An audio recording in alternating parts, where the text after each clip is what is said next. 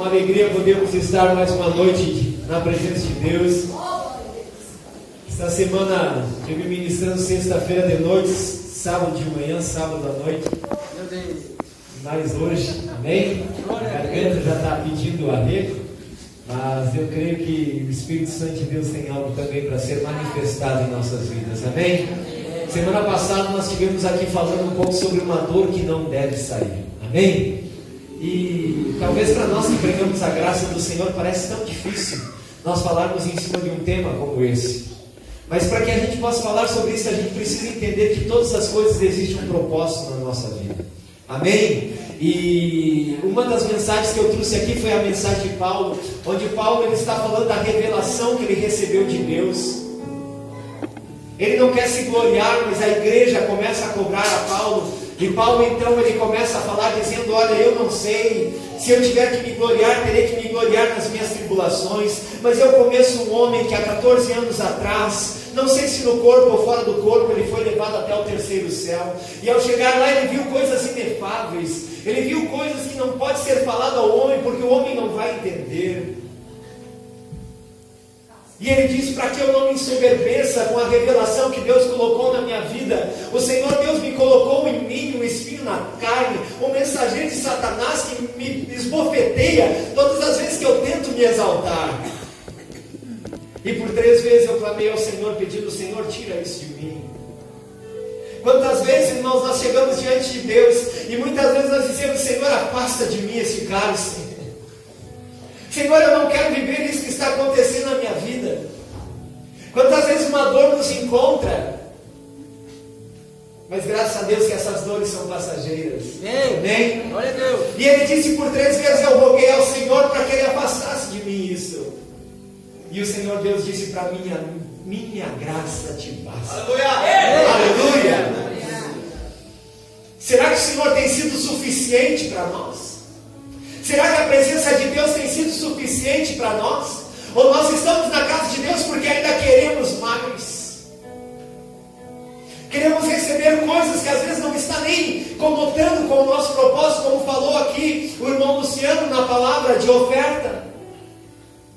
Quantas vezes a nossa alma fala mais alto que o nosso espírito e queremos tantas coisas deste mundo e não começamos a olhar para Jesus, o autor e o consumador da nossa fé. Falava aqui quando entramos aqui na igreja, né? Me cumprimentar ali, o irmão, estive visitando ele ali no hospital. E eu dizia para ele: quantas vezes nós trabalhamos e trabalhamos e trabalhamos. E naquele dia que eu estive ali no hospital, ele disse: eu acho que faz 14 anos que trabalha lá. 14 anos que eu trabalho e nunca faltei. Né? Sempre estive ali, sempre esteve presente. Sempre fez o melhor. Mas às vezes Deus quer que a gente pare um pouquinho. Às vezes Deus quer que a gente estacione um pouquinho.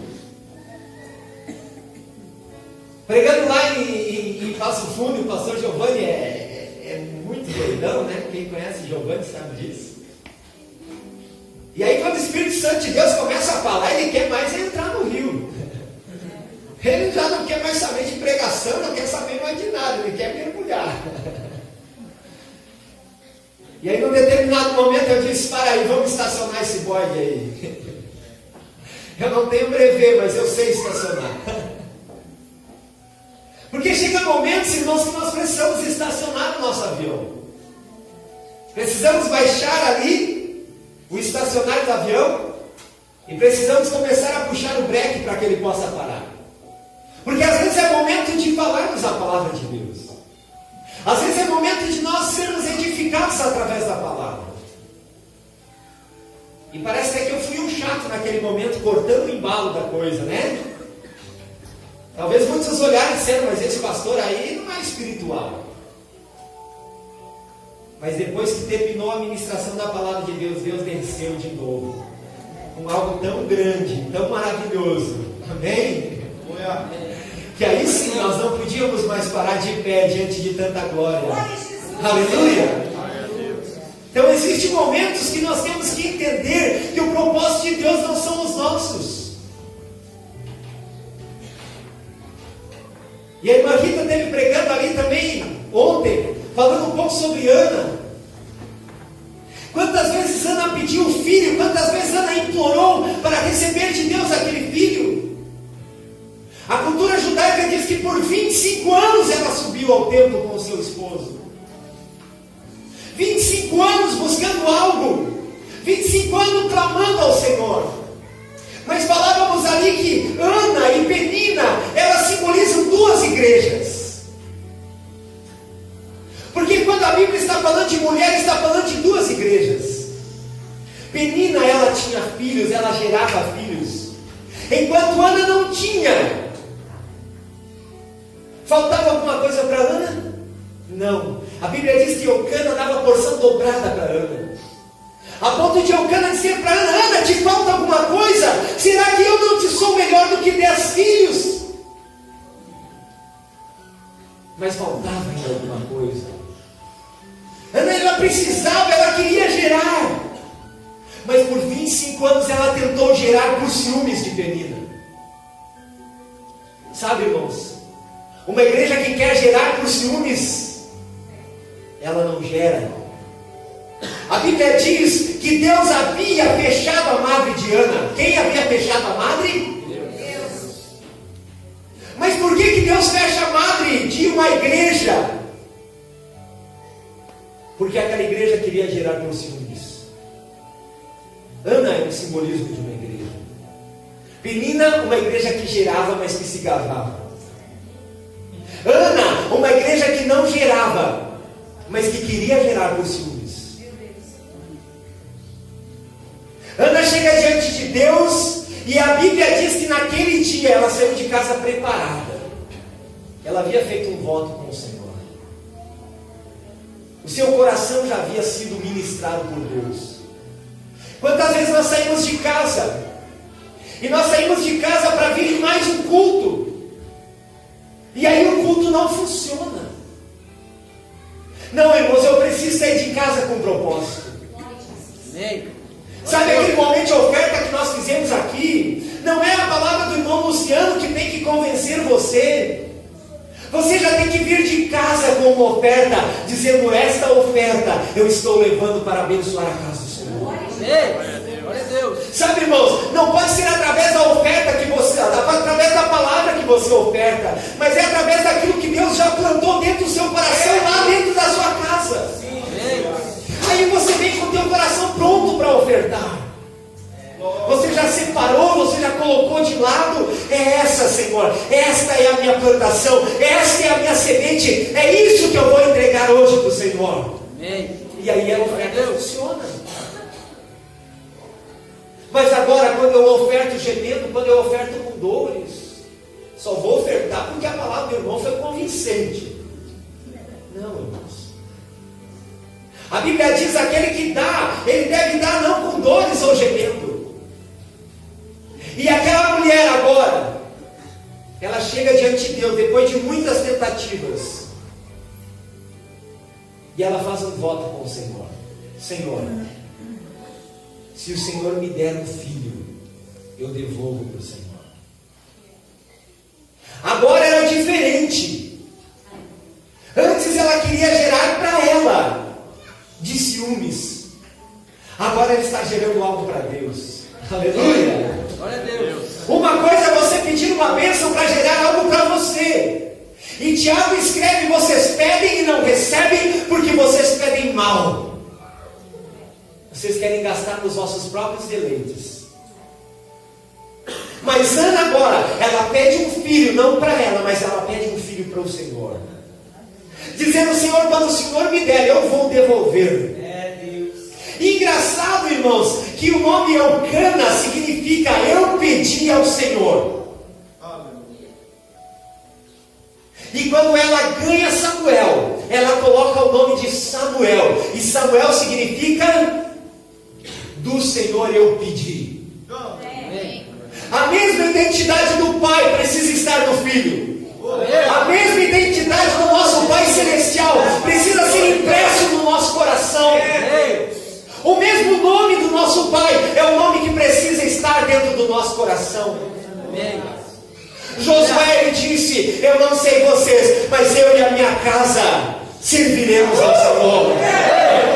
Eu não sei vocês, mas eu quero ter a identidade de Deus.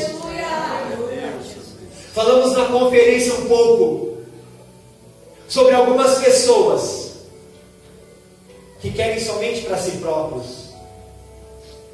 Porque quantas vezes, irmãos, nós não estamos nem aí com a pessoa que está do nosso lado. Temos um pseudo-evangelho que só pensa em nós. A bênção precisa ser minha. Eu gosto muito dos hinos do Asaf, porque nenhum deles está para si, mas todos eles estão falando de nós. Reunimos-nos aqui para glorificar o Rei Jesus. Sempre está falando de uma reunião solene, de uma reunião onde todos estão entregando algo para Deus. Os hinos de hoje são hinos para mim. Eu preciso receber a minha bênção, a minha vitória, o meu conforto, o meu carro novo. E ainda posso cantar para o Senhor: restitui, eu quero de volta o que é meu. Enquanto Paulo escreve na sua carta dizendo: quem porventura deu alguma coisa para ele para ser restituído? Porque dele, por ele e para ele são todas as coisas. O que eu posso dar para ele? Ou o que eu posso pedir de restituição, se tudo já é dele? Nada é meu? Se alguém tem que restituir alguma coisa, é Satanás. Satanás sim vem tentando nos tirar a alegria, tentando nos tirar o prazer de estar na casa de Deus, tentando nos enfraquecer na fé. Então, se você precisa cantar para alguém, cante para Satanás. Restitui, cara. Mas não cante para Deus, porque ninguém deu primeiro para ele para ser restituído. Salmo capítulo 50, ele diz: por acaso alguém pode me dar alguma coisa? O boi que vocês oferecem para mim, fui eu que criei. A corça que salta nos montes é criação minha. O que vocês podem entregar para mim? Será que nós poderemos um dia ser maior do que Deus no tanto de dar? De maneira alguma. Que Paulo, quando ele está falando naquele texto, do espinho na carne, ele está dizendo: o Senhor me colocou um espinho na carne, um mensageiro de Satanás que me esbofeteia sempre que eu tento me ensoberbecer, sempre que eu tento me exaltar. E eu fiquei pensando por muito tempo o que seria esse espinho na carne. Será que é uma enfermidade? Alguns teólogos bíblicos falam que depois do encontro com Deus ele ficou meio que cego. Mas a Bíblia diz que quando Ananias o encontrou, caiu as escamas dos seus olhos, a catarata saiu. Porque alguém que caiu a catarata dos olhos, agora ficaria ainda meio ruim da visão? Não, eu não creio nisso. Agora, quando eu começo a estudar a cultura judaica, eu encontro uma pessoa que por 50 anos viveu dentro da casa do seu Senhor. A Bíblia diz que existiam alguns escravos, e um escravo, quando ele entrava na casa de um judeu, ele poderia permanecer escravo no máximo por 50 anos. Depois de 50 anos, havia uma lei de alforria, e esta lei dizia que ele teria que ser liberto. 50 anos de trabalho, será que o cara não tem direito de ser liberto? Tinha alguns que nasceram na casa dele. Sabe, o vô era escravo, o pai era escravo, e ele nasceu já escravo. Ele não tinha culpa alguma por ser escravo. Mas agora, meus irmãos, quando chegava nos seus 50 anos de idade, talvez ele nasceu na casa, ele ainda era novo, tinha 50 anos. Lhe era feita uma proposta: Agora você pode ir embora. Você está livre. Você não precisa mais permanecer aqui. Porém, alguns daqueles eram tão apaixonados pelo seu Senhor, e outros não sabiam fazer outra coisa a não ser servir. E eles chegavam para o seu Senhor e diziam: eu não quero ir embora, eu quero ficar. Glória a Deus. Eu quero permanecer. Aí a cultura diz que eles teriam que levar ele até o pórtico, até a porta da cidade, chamar um conselho de anciões. E ao encontrar-se ali o conselho de anciões, juntamente com aquele servo teria que dizer com a sua própria boca: eu sei que o meu Senhor me libertou, mas eu não quero. E aí então, irmãos, era pego um espinho, um pedaço de pau, e era enfiado na orelha desse servo. Todas as pessoas que olhassem para ele caminhando na rua, ou os outros servos que eram escravos dentro da casa do pai, eles sabiam: não podemos exigir nada dessa pessoa, porque ele é escravo por amor. Aleluia. Glória a Deus. Ele decidiu estar aqui. Então o sinal era o espinho na carne. A Bíblia diz: foi para a liberdade que Cristo Jesus nos libertou. Está lá no livro de Gálatas.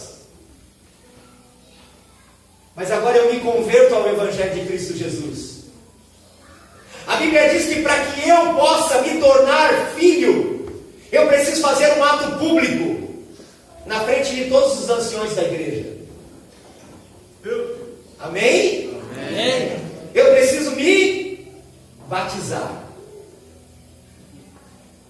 E se você ainda estava meio pensando em se batizar, preste bem atenção no que eu estou dizendo para você.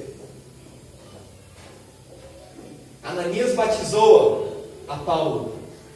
O batismo trouxe a liberdade para Paulo. Caiu-se as escamas dos seus olhos.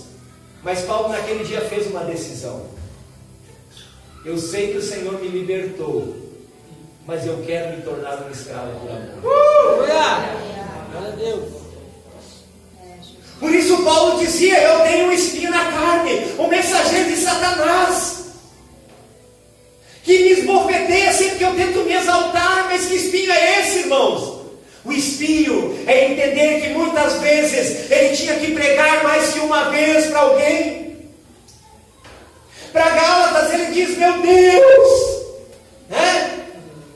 Gálatas capítulo 4, mais uma vez eu preciso falar com vocês, Gálatas insensatos. Mas ai de mim se eu não pregar, porque eu escolhi ser um escravo por amor. Eu tomei essa decisão. Talvez nenhum pastor te falou isso, mas quando você se batizou, você fez essa decisão. Foi para a liberdade que Cristo Jesus te libertou. Estamos livres. E Deus diz o seguinte para nós: agora pega as tuas coisas e pode ir embora, cara. Você está livre. E aí eu digo: não, Senhor, eu quero permanecer na casa do Pai. Eu quero permanecer, Senhor. Não, mas você não pode permanecer, mas eu quero. Não, mas você não pode, mas eu quero. Então o que eu preciso fazer? Vai até a igreja e se batize.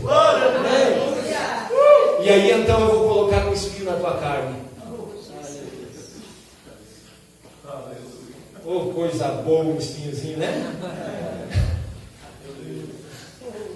Para que a partir daquele momento você não se queixe mais. Quantas vezes, irmãos, nós nos queixamos tanto? Por quê? Porque nós queremos vir à casa de Deus, mas nós queremos viver a vida do mundo. Ah, mas o meu compadre tem toda semana churrasco e cervejada. Mas é esse o propósito de Deus contigo? A Bíblia diz: não vos embriagueis com vinho onde existe contenda, mas enchei-vos do Espírito Santo. A Bíblia, meu irmão, você não vai encontrar um texto bíblico que diga que você não pode beber. Mas existe vários textos que dizem que embriagar-se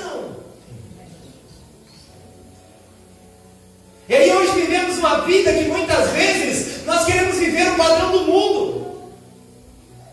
E quando nós estamos falando aqui sobre o Evangelho de Cristo Jesus, nós precisamos entender que sim, Ele nos libertou, foi para a liberdade que Cristo nos libertou. Mas quando eu tomei a posição de me batizar, eu disse para o Senhor: Senhor, já não sou mais eu, mas é o Senhor que vive dentro de mim. Já não são mais as minhas vontades, mas são as tuas vontades. Já não é mais o meu querer, mas é o teu querer em mim.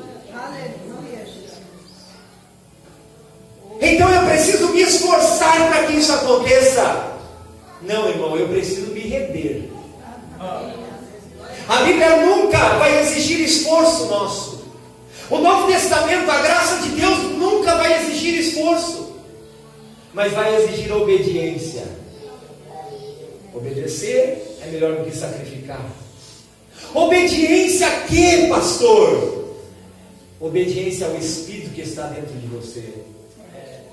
Obedecê-lo, ser guiado pelo Espírito.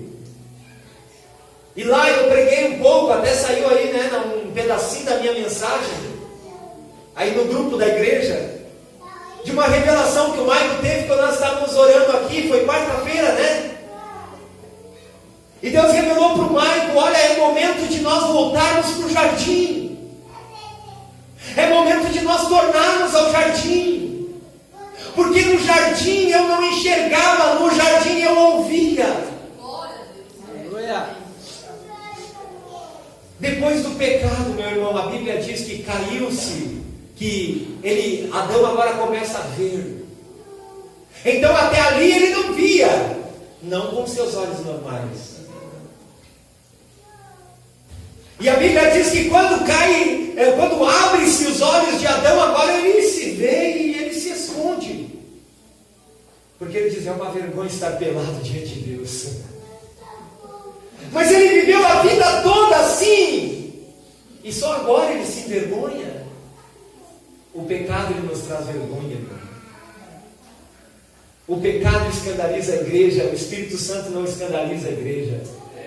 Algumas pessoas pregam que o Espírito Santo escandaliza a igreja. O barulho, o Pentecoste, essa coisa louca, isso aí escandaliza, pastor. Não, o Espírito Santo não escandaliza a igreja. O que escandaliza a igreja é o pecado. Glória a Deus. O pecado escandaliza a igreja. Não, nós que fomos comprados por Cristo, nós precisamos viver a vida da igreja, a vida do corpo.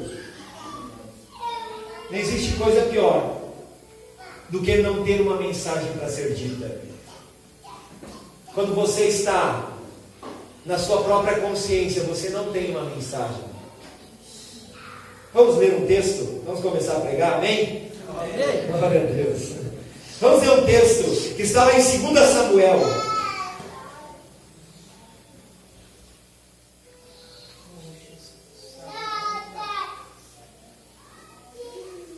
Segunda Samuel capítulo 18. 2 Samuel capítulo 18, versículo 19.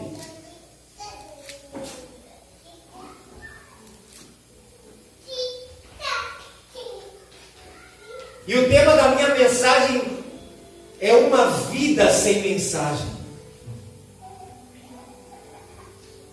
2 Samuel 18, 19 diz assim: então Aimais, filho de Zadok, disse: deixa-me correr e levar ao rei a notícia de que o Senhor lhe fez justiça, livrando dos seus inimigos. Não é você quem deve levar a notícia hoje, disse Joabe. Deixe isso para outra ocasião. Hoje não, porque o filho do rei morreu. Então Joabe ordenou a um etíope: vá dizer ao rei o que você viu.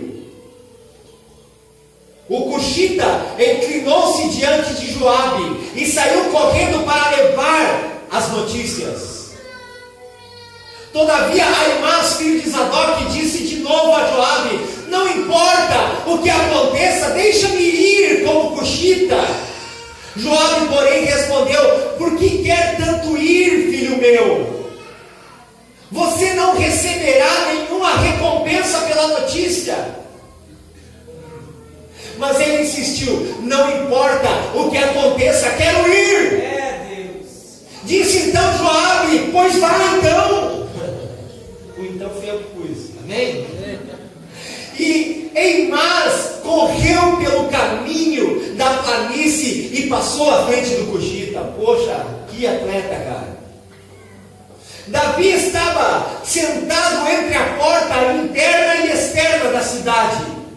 E quando o sentinela subiu ao terraço sobre a porta, junto à muralha, viu um homem que vinha correndo sozinho. O sentinela gritou: avisa o rei. E o rei disse: se ele está sozinho, deve fazer boa notícia. E o homem foi se aproximando. Então o sentinela viu outro homem que vinha correndo e gritou ao porteiro: vem outro homem correndo sozinho. Ele também deve estar trazendo boa notícia, exclamou o rei. Sentinela disse: está me parecendo que pelo jeito de correr, o da frente é Aimás, filho de Zadok. Isso sim que é conhecer um corredor, né? É um bom homem, disse o rei. Ele traz boas notícias. Próximo. Então Aimás, aproximando-se do rei, e o saudou, prostrou-se rosto em terra diante do rei e disse: bendito seja o Senhor teu Deus. Ele entregou os homens que se rebelaram contra o rei, meu senhor. Próximo. O rei perguntou: o jovem Absalão está bem? Aimás respondeu: vi que houve grande confusão quando Joabe, o servo do rei, ia enviando teu servo, mas não sei o que aconteceu. O rei disse: fique aí de lado esperando. E Aimás ficou esperando. Próximo. Então o Cuxita chegou e disse: ó rei, meu senhor, ouve a boa notícia. Hoje o Senhor te livrou de todos os que se levantaram contra ti. Próximo. O rei perguntou ao Cuxita: o jovem Absalão está bem? E o Cuxita respondeu: que os inimigos do rei, meu senhor, e todos os que se levantaram para lhe fazer o mal, acabe como aquele jovem. Meu Deus, que notícia! Você entendeu? A Bíblia fala de um jovem chamado Absalão. Absalão, ele extorquiu o trono de Davi. A Bíblia diz que aquele moço não aceitou a posição de Davi e ele queria reinar. Então ele toma à força o reinado do seu pai. E a Bíblia diz que ele se levantou contra ele e expulsou Davi. Começou a se levantar contra o rei. Agora, quando nós lemos essa passagem, nós estamos vendo o momento em que o exército de Davi mata o próprio filho do rei. E aí então tem uma mensagem a ser levada. Uma mensagem que não era boa. Joabe diz para Aimás: não vá, meu filho, porque as notícias que você terá que levar serão notícias ruins. Eu já mandei que um etíope fosse na frente e desse a notícia. Não se envolva com isso, você não terá galardão nenhuma nessa notícia. Mas a Bíblia diz que Aimás, teimoso, queria ir. Irmãos, não existe nada pior do que um servo teimoso. Não existe nada pior do que um homem que fica teimando em coisas que não são para ele, coisas que estão fora do seu propósito. Joabe tenta abençoar Aimás. Joabe diz: deixa para você ir levar outra mensagem, porque essa não é uma boa mensagem. Deixa que o etíope dê a mensagem. Mas Aimás continuava insistindo. E agora ele diz: então vá. Sabe, irmão, eu vejo uma passagem aonde certo rei chega e pede para um homem que era um sacerdote de Deus, para que fosse e amaldiçoasse o povo de Israel. Num primeiro momento ele diz: eu não irei. Mas depois a Bíblia diz que ele vem num segundo momento trazendo roupas, trazendo coisas, trazendo ouro. E aí então aquele homem diz: eu tornarei a orar para o Senhor para ver se há vontade dele eu ir. E a Bíblia diz que aquele homem, quando estava descendo, quando ele foi orar, agora Deus disse para ele: então vá. Sabe, irmãos, muitas vezes nós não nos conformamos com a palavra de Deus. Muitas vezes nós queremos ir por nossa conta e risco. Muitas vezes não é bom ouvir o Espírito Santo. Não, eu quero fazer, eu decidi fazer. Aimás era um servo assim. Era filho de Zadok. Irmãos, quem conhece a história de Zadok sabe quem era o pai de Aimás. A Bíblia diz lá no livro de Ezequiel que os filhos de Zadok foram os únicos filhos levitas que puderam continuar o ministério sacerdotal, porque Deus disse: eu só aceito a oferta que for dos filhos de Zadok. Os outros, se quiserem servir o povo, sirvam, mas somente os filhos de Zadok me servirão. Alguém que tinha um contato tão perto de Deus, alguém que andava tão próximo de Deus, mas aqui está falando de alguém que estava tão perto dele, mas que não estava ouvindo a voz da sua liderança. Muitas vezes, irmãos, nós queremos fazer por nossa conta e risco. Não queremos ouvir a voz da nossa liderança. Queremos ir. Não, deixa eu ir. Não, eu vou, eu sou capaz de ir. E realmente ele era capaz, um exímio corredor. A Bíblia diz que o etíope já tinha saído na frente, quando o Aimás sai depois e chega primeiro que o etíope. Eu vejo aqui algo, irmão, que não adianta o quanto você corre. O que adianta é a mensagem que você carrega. Não adianta você ser um exímio corredor quando você não tem uma mensagem. Quando você não tem coragem de dizer a mensagem que Deus mandou dizer. O etíope corre, e ele corre, né? E Aimás corre, e como diz assim, e deixa ele para trás. A Bíblia diz que ele era tão conhecido do rei, Aimás era tão conhecido do rei, que o rei o reconhece pelo caminhar. Ah não, a maneira que ele vem caminhando eu já sei quem é, ele é de bem, pode deixar entrar, ele traz boas notícias. E aí então ele diz: olha, todos os inimigos do rei estão por terra. E o rei pergunta agora para ele: e o meu filho Absalão? E o meu filho Absalão? A notícia não era boa. Aimás correu muito rápido, mas não teve coragem de entregar a mensagem. Aimás diz para ele: olha, ainda é mentiroso, né? Eu vi um furdúncio, né? Vamos trazer aqui para o nosso português, né? Eu vi um negócio lá esquisito, um movimento, mas eu não sei o que aconteceu.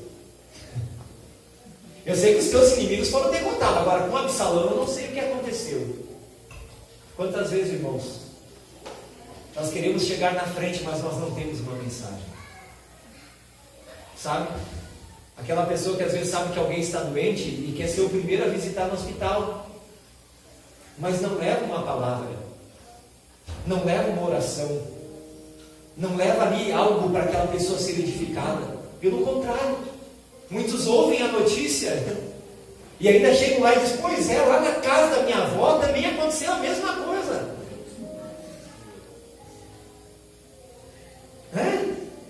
Traz experiências humanas para terminar com a esperança daquela pessoa que já está enferma. Olha, se fosse uma dor de barriga, nossa mãe, era fácil. Eu já orei com pessoa que tinha dor de barriga, mas esse câncer, isso aí vai embora.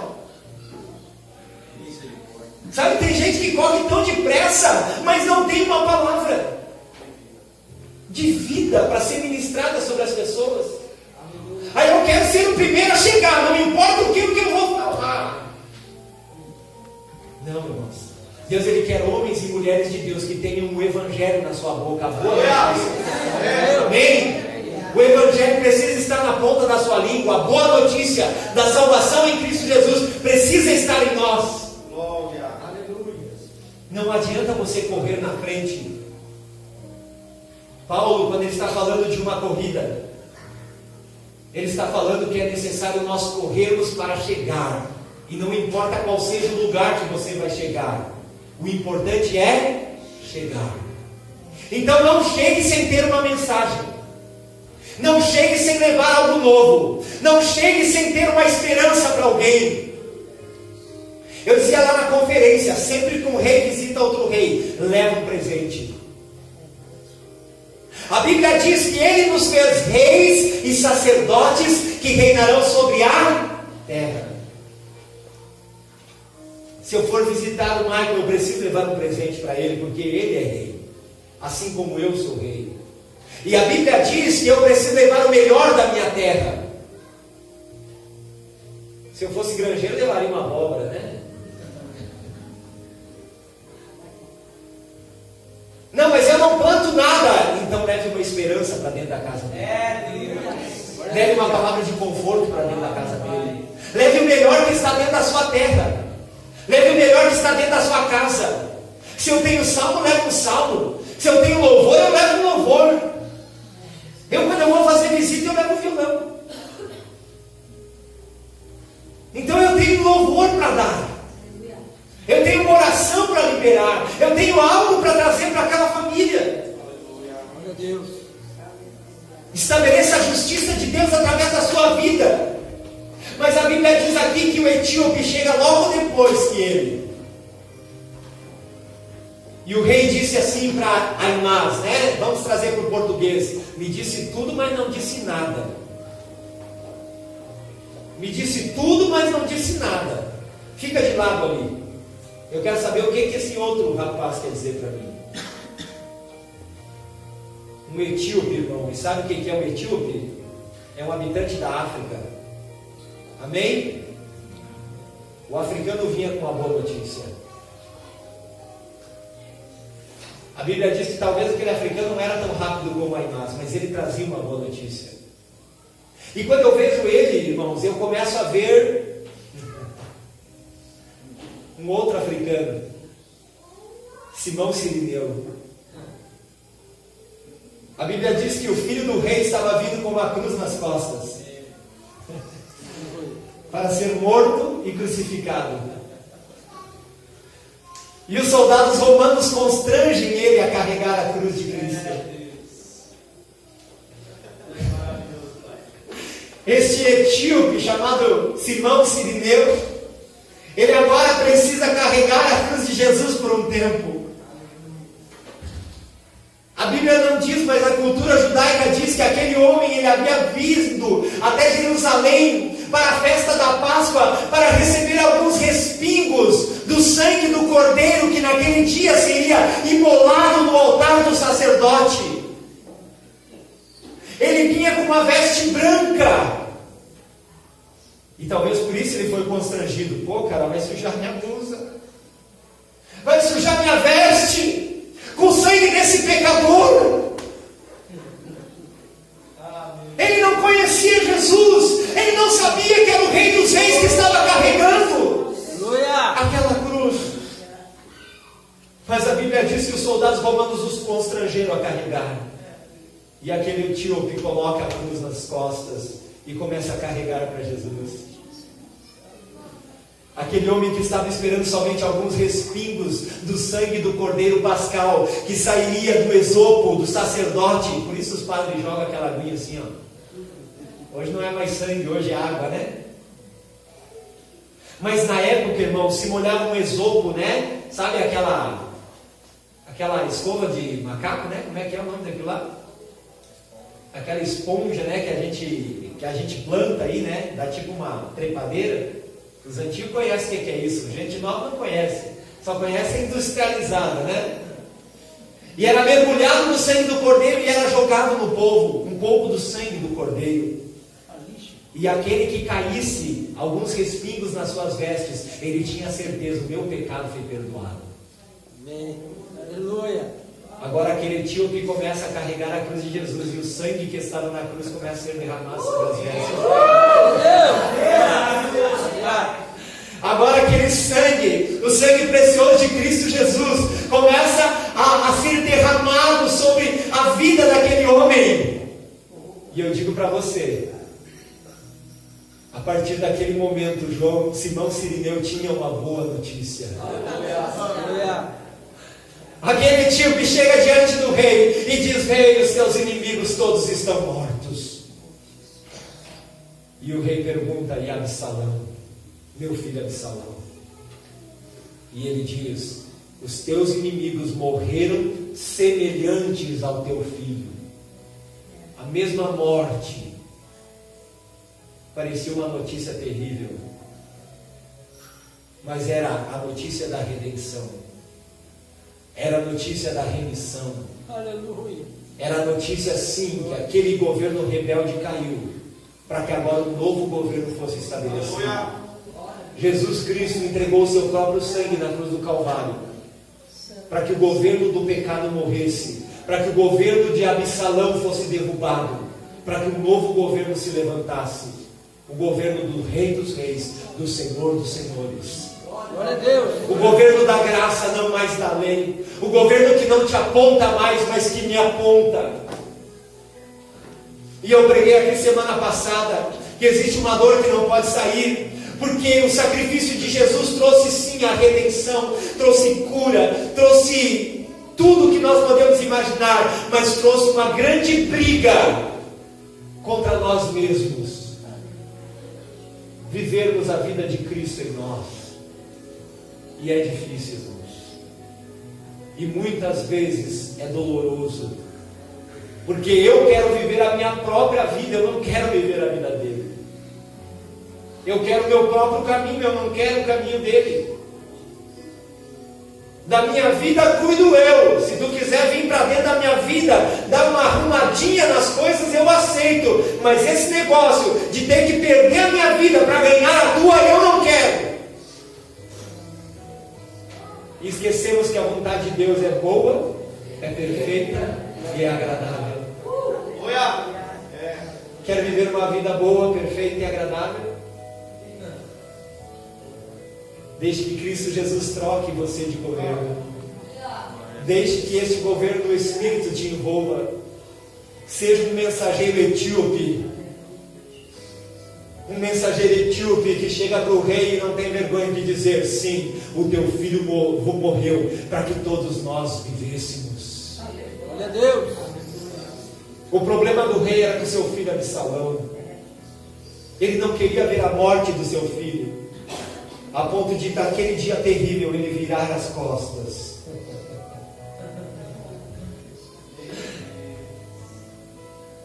A Bíblia diz que Deus ele não conseguiu ficar olhando.